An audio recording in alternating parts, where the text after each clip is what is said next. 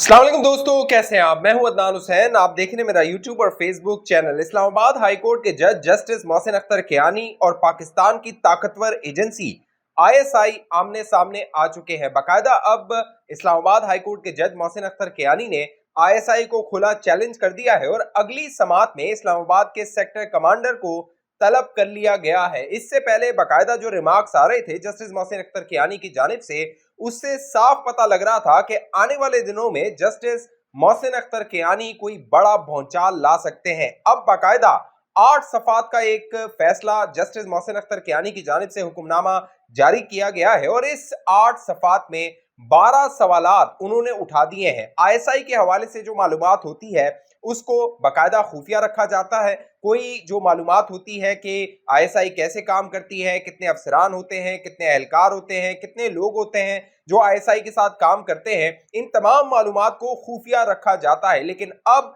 Justice Mohsin Akhtar Kiani ने 8 सफ़ात का जो फैसला जारी किया है, ये फैसला मेरे हाथ में है, पूरे 8 सफ़ात मेरे हाथ में है और इन 8 सफ़ात में जो 12 सवालात किए गए हैं वो भी मेरे हाथ में हैं। और वो जो 12 सवालात हैं, कलीदी 12 सवालात हैं, वो एक एक सवाल मैं आप दोस्तों को बताने वाला हूं। वीडियो आपने आखिर तक देखनी है, बहुत अहम मालूमात है। हुआ ये कि जस्टिस मोहसिन अख्तर कियानी का सिंगल बेंच जो था वो शायर अहमद फराज जो लापता हुए थे गुज़िश्ता दिनों इस्लामाबाद से, उनके हवाले से समाअत कर रहा था। और जो गुज़िश्ता समाअत हुई थी उसके बाद अटॉर्नी जनरल ऑफ पाकिस्तान ने जस्टिस मोहसिन अख्तर कियानी को ये यकीन दिलाया था कि जो अगली समाअत होगी उससे पहले जो अहमद फराद हैं वो बाजियाब हो जाएंगे, वो मंजर आम पर आ जाएंगे, उनको रिहा करवा दिया जाएगा। लेकिन जब गुज़िश्ता समाअत शुरू हुई तो फिर जो अहमद फराद था उसका कोई पता नहीं था, वो लापता था, वो बाजियाब नहीं करवाया जा सका। तो जस्टिस मोहसिन अख्तर कियानी ने आईएसआई के हवाले से संगीन सवालात उठाए। न सिर्फ आईएसआई बल्कि आईबी इंटेलिजेंस ब्यूरो और एमआई मिलिट्री इंटेलिजेंस के हवाले से भी जस्टिस मोहसिन अख्तर कियानी ने संगीन सवालात उठा दिए हैं। बाकायदा अब जस्टिस मोहसिन अख्तर कियानी ने ये इशारा भी दे दिया है कि जो अगली समाअत होने जा रही है 29 मई 2024 को इस्लामाबाद हाईकोर्ट में, अब जो समाअत होगी, बाकायदा ये जो हुक्मनामा मेरे हाथ में है, इस हुक्मनामे के मुताबिक अगली समाअत को बराह रास्त टीवी चैनल्स पे, सोशल मीडिया पे नशर किया जाएगा। अब तक सुप्रीम कोर्ट ऑफ पाकिस्तान जो थी वो अपनी समातों को टीवी चैनल पे, सोशल मीडिया पे, यूट्यूब चैनल्स पे नशर किया करती थी। लेकिन अब जस्टिस मोहसिन अख्तर कियानी ने अपने हुक्मनामे में लिखा है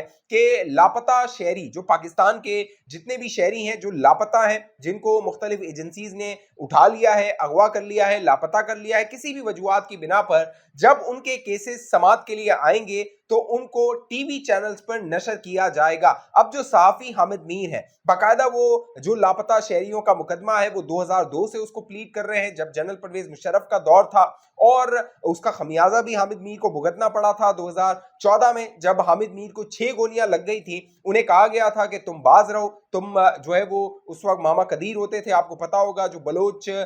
जो एक्टिविस्ट थे, बाकायदा उन्होंने बलूचिस्तान से इस्लामाबाद तक का पैदल सफर किया था लापता अफराद के हवाले से। तो हामिद मीर साहब इस पर आवाज उठाते रहे थे। अब ये जो केस है जस्टिस मोहसिन अख्तर कियानी की अदालत में, बाकायदा हामिद मीर साहब को मौका दिया गया, उन्होंने बाकायदा अदालत से मुखातिब होकर बात की। वो क्या बात की हामिद मीर ने, वो भी इन 8 सफ़ात का जो फैसला है उसको इसमें हिस्सा बना दिया गया है। वो पूरी तफसील भी आगे आप दोस्तों के सामने आने वाली है, लेकिन इस हुक्मनामे में जो लिखा गया है 8 सफ़ात में, वो मैं आप दोस्तों के गोशगुजार कर देता हूं।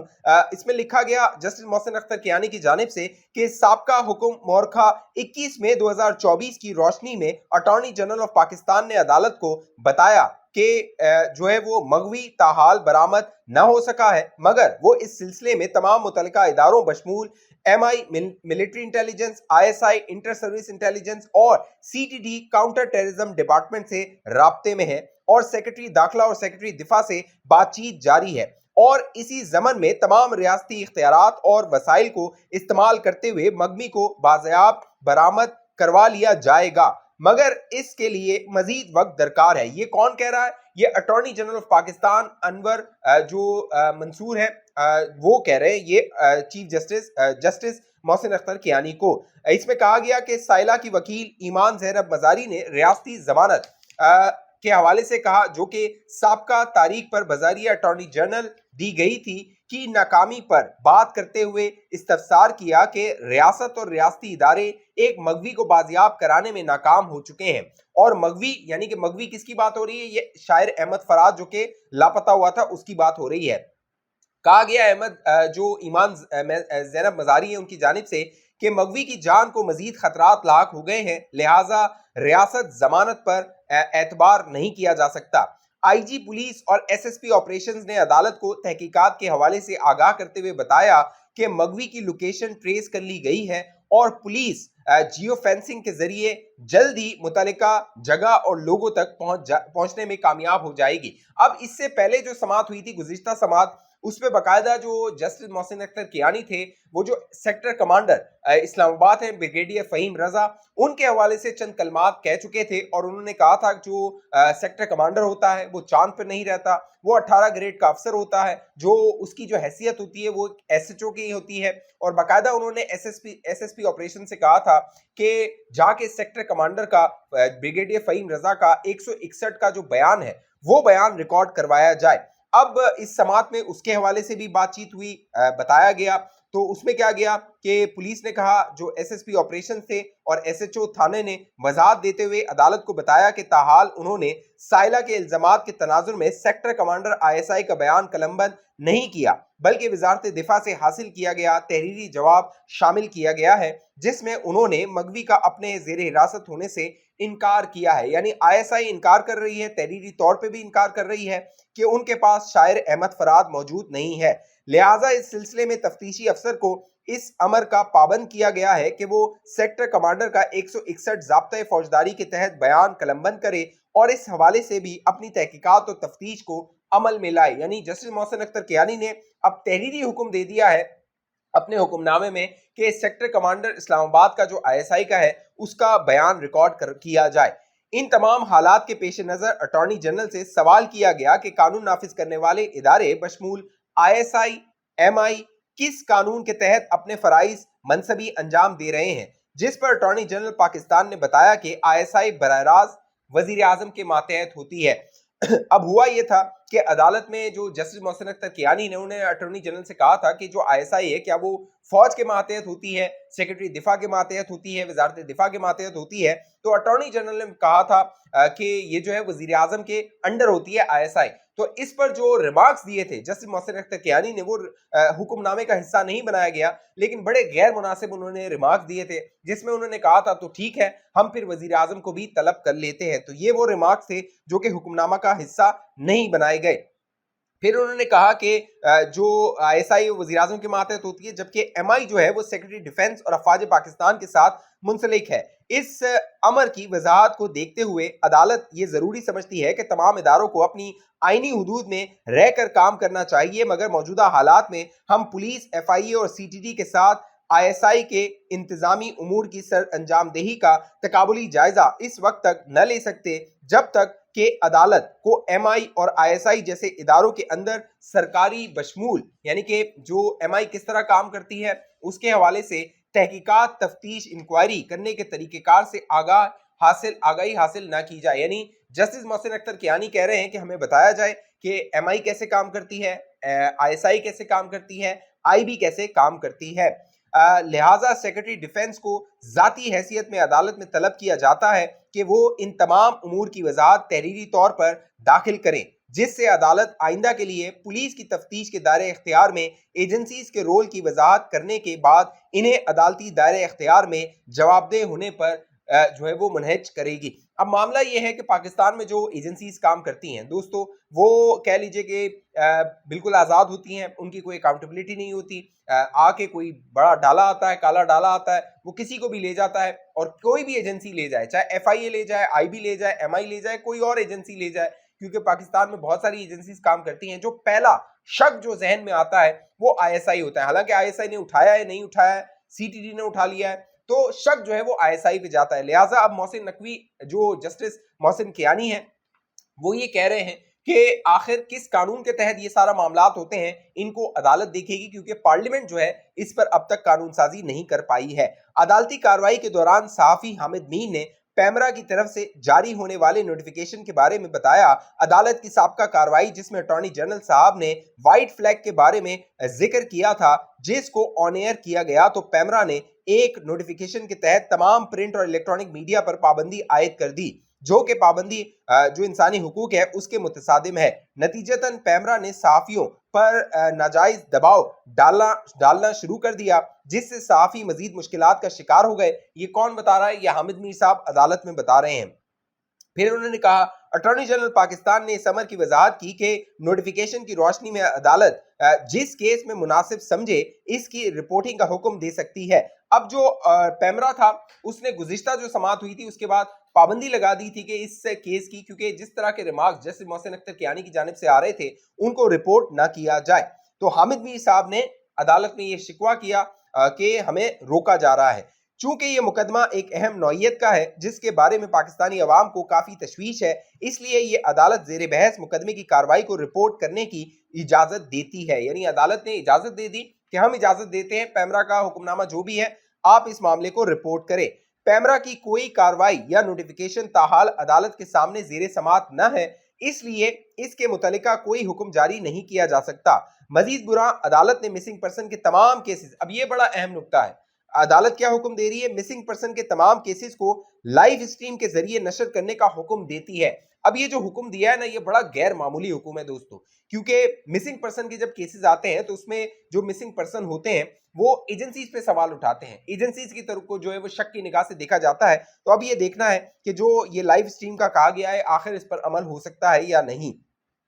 जिससे अवाम की आगाही और अहम कानूनी मामलात को समझने में आसानी हो सके। इस हवाले से अदालत रजिस्ट्रार को इंतजामी तौर पर नोट पेश करने का हुक्म देती है। यानी रजिस्ट्रार को अब हुक्म दे दिया गया है कि लाइव स्ट्रीम करवाने के हवाले से इंतजामात किए जाएं। फिर जज साहब लिखते हैं अपने हुक्मनामे में, पेज नंबर जो 4 है उस पे, दौरान बहस अदालत इस नतीजे पर पहुंची है कि लापता अफराद का मसला इस वक्त मफादे आमा का सबसे अहम मसला है। इसके लिए ताहाल पार्लिमान से कोई कानून साजी न हो सकी है जिससे लॉ इन्फोर्समेंट एजेंसीज यानी कानून नाफिज करने वाले इदारे के किरदार को काबिल इस्तेमाल या जिम्मेदार बनाया जा सके। और इसके साथ साथ हुकूमत की तरफ से बनाया गया कमीशन यानी इंक्वायरी, कमीशन ऑफ इंक्वायरी जो है वो इन्फोर्स डिसअपीयरेंस के हवाले से भी खातिर ख्वाह फायदा हासिल न कर सका है। लेकिन इन तमाम मसाइल का हल फिलहाल मंदरजा बाला एजेंसीज के अंदरूनी इख्तियारात, इंतजामी मामलात को समझने के बाद ही किया जा सकता है। यानी जस्टिस मोहसिन अख्तर कियानी कह रहे हैं पहले हमें समझना होगा ये एजेंसीज काम कैसे करती हैं, उसके बाद कोई फैसला दिया जाएगा। लिहाजा अदालत अटॉर्नी जनरल और साइला के वकील ईमान ज़ैनब मजारी को इस अमर में माहिरीन को नामजद करने के लिए हुक्म सादिर करती है। इनके नाम अदालत को पेश किए जाएं। अलावा अजी अदालत हामिद मीर और PFUJ के सेक्रेटरी को अदालती मुआविन मुकर्रर करती है। अब अगली समाअत के लिए इनको हामिद मीर साहब को मुआविन मुकर्रर कर दिया गया है। चूंकि लापता, अब जो अदालत है उसने 12 सवालात उठाए हैं। मैंने बताया ना कि शुरू में आपको बताया था 12 सवालात उठाए गए हैं जस्टिस मोहसिन अख्तर कियानी की जानिब से। वो क्या सवालात हैं? चूंकि लापता अफराद का मसला फर्द वाहिद का मसला नहीं है और ना ही ये मौजूदा मगवी के बाजियाब होने के बाद खत्म हो जाएगा, लिहाजा इसके लिए मुस्तकिल तौर पर तरीक़ेकार वज़ा करना जरूरी है, जिसके लिए मंदरजेज़ सवालात तहरीर किए जाते हैं कि इनके सवालात आइंदा समाअत पर अदालत को दिए जाएं। अब पहला जो सवाल है वो पूछा गया है जस्टिस मोहसिन अख्तर कियानी की जानिब से, IG पुलिस पिछले 1 साल के तमाम थानों में नामालूम अफराद के हवाले से दर्ज मुकदमात की तहरीरी रिपोर्ट पेश करें जिसमें तफ्तीशी अफसर ने मगवियान के बयानात या लवाहिकीन के बयानात किसी एजेंसी के खिलाफ लगने वाले इल्जामात के हवाले से रिकॉर्ड किए हुए हों और इस ज़मन में तफ्तीश करने वाले मुतल्लिका एजेंसी के सेक्टर कमांडर का बयान कलमबंद किया हो। यानी अब जैसे मोहसिन अख्तर कियानी कह रहे हैं कि इस्लामाबाद के जितने भी थाने हैं उनमें अगर कोई लापता अफराद का केस है तो वो हमें बताया जाए, और अगर इस ज़मन में किसी सेक्टर कमांडर का यानी मुतल्लिका जो सेक्टर कमांडर है उसका अगर बयान कलमबंद किया गया है, रिकॉर्ड किया गया है, तो उसकी तफसील भी अदालत को बताई जाए। जो दूसरा सवाल पूछा गया है जस्टिस मोहसिन अख्तर कियानी की जानिब से, लापता अफराद और जबरी गुमशुदगियों के लवाहिकीन की रियासती मदद बतौर हरजाना किस तरह मुमकिन है और इसके लिए क्या तरीक़ेकार दरकार है। तीसरा सवाल, अमूमी तौर पर MI, IB और ISI पर लापता अफराद जबरी गुमशुदगियों के हवाले से इल्जामात लगाए जाते हैं जिसकी वजह से इनकी साख को इंतजामी उमूर मुतासिर होते हैं। عوام کی نظر میں ان اداروں کے بارے میں منفی تاثر پھیلتا ہے۔ اس سلسلے میں ریاست نے اب تک کیا اقدامات سر انجام دیے ہیں جس سے ادارہ جاتی مخاصمت کو ختم کیا جا سکے اور ریاست کے اہم اداروں کو اور ان کی ساکھ کے حوالے سے عوام میں منفی تاثر کو ختم کیا جا سکے۔ اس سلسلے میں لا منسٹر اور سیکرٹری لا کو بطور عدالتی معاون طلب کیا جاتا ہے، یعنی لا منسٹر کو بھی اور سیکرٹری لا کو بھی طلب کر لیا گیا ہے۔ چوتھا سوال یہ کیا گیا کہ ISI-MI-IB میں سیکٹر کمانڈر کے فرائض میں کیا امور شامل ہیں، یعنی سیکٹر کمانڈر کیسے کام کرتا ہے یہ بتایا جائے اور کس قانون کے تحت ان کی وضاحت کی گئی ہے۔ انتظامی امور کے حوالے سے ISI-MI-IB کے افسران کس کوڈ آف کنڈکٹ کے تابع ہیں۔ پھر پانچواں سوال، پچھلے ایک سال میں کسی بھی درج شدہ مقدمے میں کسی تفتیشی افسر نے کسی بھی ISI-IB کے عملے افسران کا بیان قلمبند کیا ہو اور شامل تفتیش کیا ہو، اگر کیا ہے تو اس کا طریقہ کار کیا ہے۔ چھٹا سوال، ISI-MI-IB کے نے بطور محکمہ پولیس FIA-CTD کے ساتھ مشترکہ طور پر کام کرنے کے حوالے سے کوئی SOP قواعد ضوابط جاری کر رکھے ہیں تو ان کی وضاحت کی جائے۔ ساتواں سوال، ISI-MI-IB نے آج تک کتنے افراد کو تحقیقات و تفتیش کے سلسلے میں زیر حراست لیا ہے اور اس تفتیش کے زمرے میں پولیس نے کتنے مقدمات درج کر کے ملزمان کا چالان کیا ہے۔ آٹھواں سوال، پچھلے ایک سال میں ISI-MI-IB کے افسران اگر کسی شخص کی ناجائز حراست، بلیک میلنگ، فون ٹیپنگ کرنے یا ہراساں کرنے میں ملوث پائے گئے ہوں تو ان کے خلاف کیا کارروائی عمل میں لائی گئی ہے اور کتنے سرکاری افسران کو سزا سنائی گئی ہے۔ نواں سوال، پچھلے ایک سال میں پاکستانی شہری و غیر ملکی افراد کو کسی بھی ایجنسی نے اپنے تحویل میں لیا ہو تو اس عمل میں ہونے والے اخراجات کی مد میں کتنی رقم خرچ کی گئی ہے، یعنی محسن اختر کیانی کہہ رہے ہیں کہ اگر کسی کو آپ نے حراست میں لیا ہے تو اس کا کھانا ہوگا، رہنا ہوگا، تو اس مد میں کتنے اخراجات ہوئے ہیں وہ بتایا جائے۔ 10واں سوال، ISI-MI-IB کے مجاز افسران ذاتی حیثیت میں پیش ہو کر اپنے اپنے محکمے کے انتظامی امور کے حوالے سے عدالت کی معاونت کریں، یعنی کہ صرف ISI نہیں بلکہ MI اور IB کے جو متعلقہ افسران ہیں ان کو بھی جسٹس محسن اختر کیانی نے طلب کر لیا ہے۔ پھر جو 11واں سوال ہے، عدالتی معاونین بالخصوص صحافی اور PFUJ کے سیکرٹری نے اس امر کی وضاحت کرنی ہے کہ لاپتہ افراد یا دیگر مقدمات کی رپورٹنگ بذریعے الیکٹرانک یا پرنٹ میڈیا کے منفی یا مثبت کیا نتائج ہو سکتے ہیں اور یہ رپورٹنگ کس حد تک عام شہری کے بنیادی حقوق کے تحفظ میں مددگار ثابت ہو سکتی ہے۔ مزید برآں اس طرح کی رپورٹنگ پر کیا قانون کسی قدغن کی اجازت دیتا ہے؟ لاپتہ افراد و جبری گمشدگی کے وہ مغویان کی برآمدگی کے حوالے سے کون سا ایسا طریقہ کار اپنایا جا سکتا ہے جس سے اس کبھی عمل کو ختم کرنے میں مدد مل سکتی ہے۔ جو آخری سوال کیا گیا جسٹس محسن اختر کیانی کی جانب سے،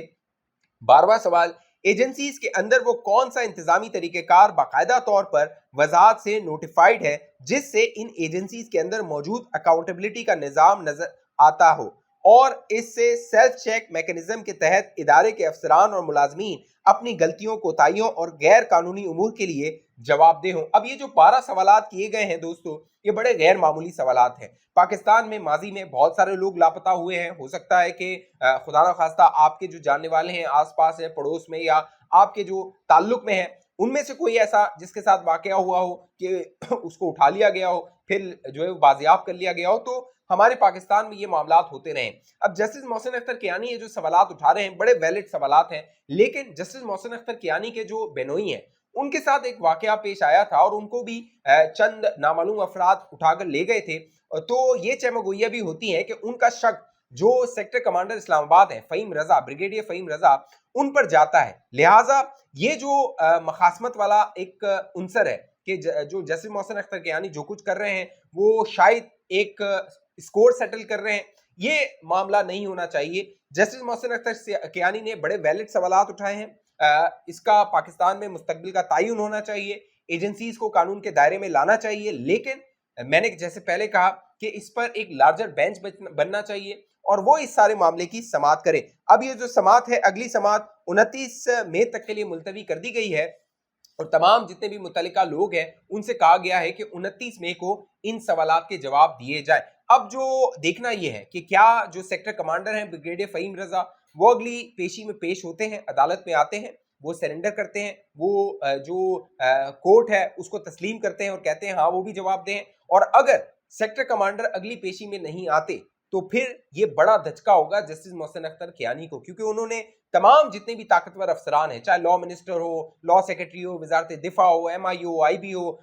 جو آئی ایس آئی ہو, ان کے متعلقہ لوگوں کو طلب کر لیا ہے, اور یہ بڑے پاورفل لوگ ہوتے ہیں, آپ کو پتا ہے یہ ایجنسیز یہ بڑے طاقتور ہوتے ہیں. تو جسٹس محسن اختر کیانی گزشتہ 2 دن چھٹیوں پر تھے, اس کے بعد چمگوئیاں ہو رہی تھیں کہ شاید ان معاملات ٹھپ ہو گئے ہیں اور وہ غائب ہو گئے ہیں, لیکن اب جس طرح کا معاملہ آگے بڑھ رہا ہے اس سے بظاہر نظر آ رہا ہے کہ یہ معاملہ مزید خراب ہو سکتا ہے. 29 مئی کو اسلام آباد ہائی کورٹ میں جو کچھ ہوگا میں آپ دوستوں کو باخبر رکھوں گا. اس حوالے سے آپ دوستوں کی جو بھی رائے ہو, ان 12 سوالات کے حوالے سے جو بھی رائے ہو, نیچے کامنٹ ضرور کیجئے. اب تک یہ چینل آپ نے سبسکرائب نہیں کیا ضرور سبسکرائب کیجئے, ساتھ گھنٹی کا نشان ہے اس کو لازمی دبا دیجئے, اور جتنے لوگ اس ویڈیو کو دیکھ رہے ہیں اس کو لائک ضرور کر دیجئے. فیس بک پہ دیکھنے والے دوست پیج کو لائک فالو کر کے اس ویڈیو کو لازمی شیئر کیجئے. اگلی ویڈیو تک مجھے اجازت دیجئے, اپنا خیال رکھیے گا. پاکستان زندہ باد.